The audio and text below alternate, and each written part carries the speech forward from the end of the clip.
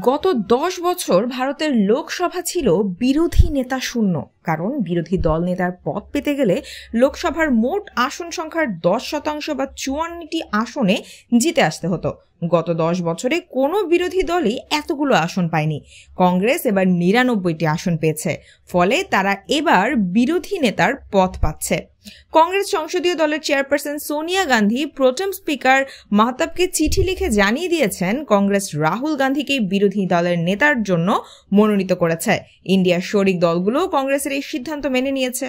2004 সালে আমেঠি থেকে জিতে লোকসভায় প্রবেশ করেছিলেন রাহুল গান্ধী। তারপর 10 বছর কেন্দ্রে ইউপিএ সরকার ছিল। সে সময় প্রধানমন্ত্রী মনমোহন সিং অনেকবার রাহুলকে মন্ত্রী হওয়ারও অনুরোধ করেছিলেন, কিন্তু তিনি কোনোভাবেই রাজি হননি। 2017 সালে রাহুল কংগ্রেস সভাপতি হন। 2019 সালে লোকসভা নির্বাচনে কংগ্রেসের আবার ভরাডুবি হওয়ায় রাহুল ইস্তফা দিয়ে দেন। তারপর তিনি আর দলের দায়িত্বও নেননি। লোকসভায় কংগ্রেসের নেতার দায়িত্বও তিনি নেননি। কিন্তু এবার কংগ্রেসের ফল বেশ ভালো হওয়ায় তাদের শক্তি অনেকটা বেড়ে যাওয়ার পরই রাহুল বিরোধী নেতার পথ নিতে রাজি হলেন। ফলে প্রথমবারই তিনি কোনো সাংবিধানিক পদ পেতে যাচ্ছেন।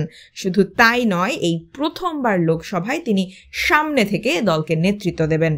লোকসভায় সরকারকে কোণঠাসা করার চেষ্টা থেকে শুরু করে ইন্ডিয়ার শরিক দলগুলিকে সঙ্গে নিয়ে এক হয়ে সরকারের বিরুদ্ধে আক্রমণ সাজানোর কাজটা তাই তাকেই করতে হবে।